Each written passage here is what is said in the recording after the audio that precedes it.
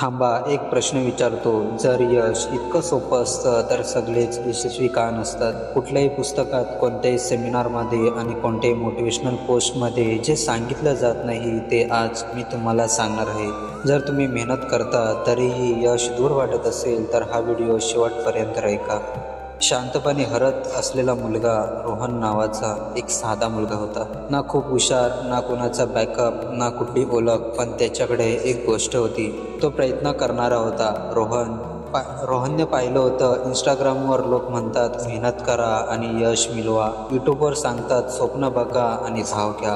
पण रोहन मेहनत करत होता तरीही काहीच बदलत नव्हतं. तो रोज अभ्यास करत होता, नोकऱ्यांना अप्लाय करत होता, नवीन कौशल्य शिकत होता, पण कोणाचा रिप्लाय नाही, कोणाचा कॉल नाही, कोणती संधी नाही. आणि तेव्हा त्याला पहिलं कडू सत्य कळालं, फक्त मेहनत करून सगळं मिळत नाही. योग्य दिशा नसेल तर मेहनत वाया जाते.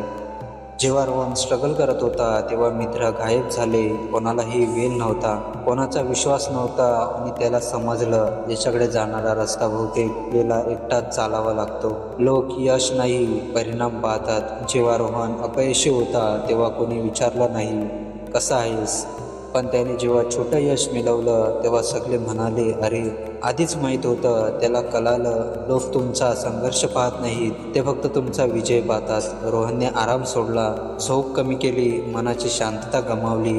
तो हसत नव्हता पण तो थांबतही नव्हता, कारण त्याला कळालं यश म्हणजे आनंदाचं गिफ्ट नाहीये, ते आधी वेदना मागते.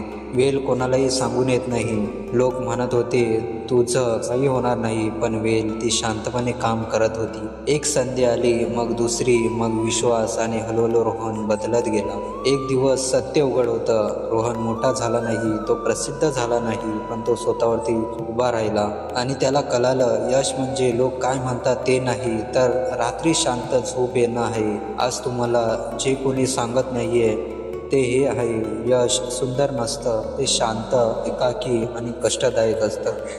पण जे ते सहन करतात तेच शेवटी वेगळे दिसतात. जर आज तुम्ही स्ट्रगल करत असाल तर समजा तुम्ही यशाच्या जवळ आहात.